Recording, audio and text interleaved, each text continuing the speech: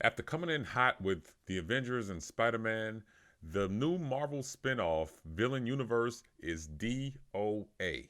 As it turns out, Kraven the Hunter was not really the hunter. The hunter was Chris Nolan, and Kraven was just a bird with the apple in his mouth, ready to get his stick stuck through his backside and roasted over a slow flame grill. Also, I don't know what powers Kraven the Hunter has, but it's definitely the power of disappearance, as Kraven the Hunter movies have all been pulled from IMAX Indy. Yikes. Andrew Kidd, the operations manager at IMAX, sent out an email stating the important information regarding Kraven the Hunter at IMAX Indy. Hello, Marvel fans. Unfortunately, we must announce that all shows of Kraven the Hunter have been pulled and canceled due to studio directions. Refunds have been issued, and you should see the refund in your account in the next 3 to 5 business days. Yikes. When the idea of Kraven the Hunter came out about 15 years ago, I assume Marvel thought it could be a billion-dollar picture, much like Deadpool, much like Wolverine, much like Spider-Man. But it turns out people are just not interested in this character. So not interested that the box office prediction was a week 15 million on opening weekend.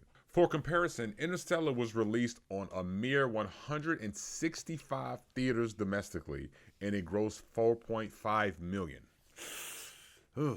This is news to no one at this point. Kraven the Hunter was essentially going to be to Christmas what Madam Web was to Valentine's Day. But even that's an understatement, as it's been reported that Kraven the Hunter was actually tracking worse than Madam Web.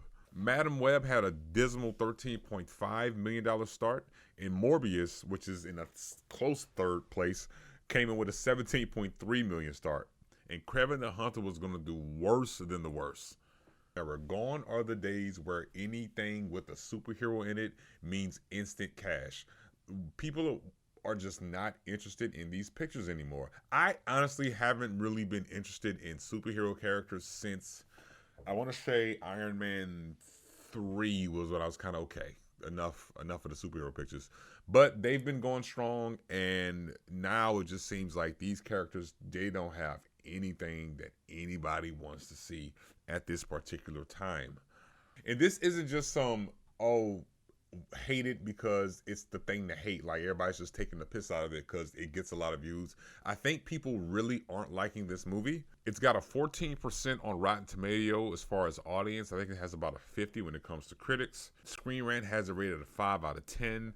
It's really not looking like Kraven the Hunter's day. IMDb had it at 5.6.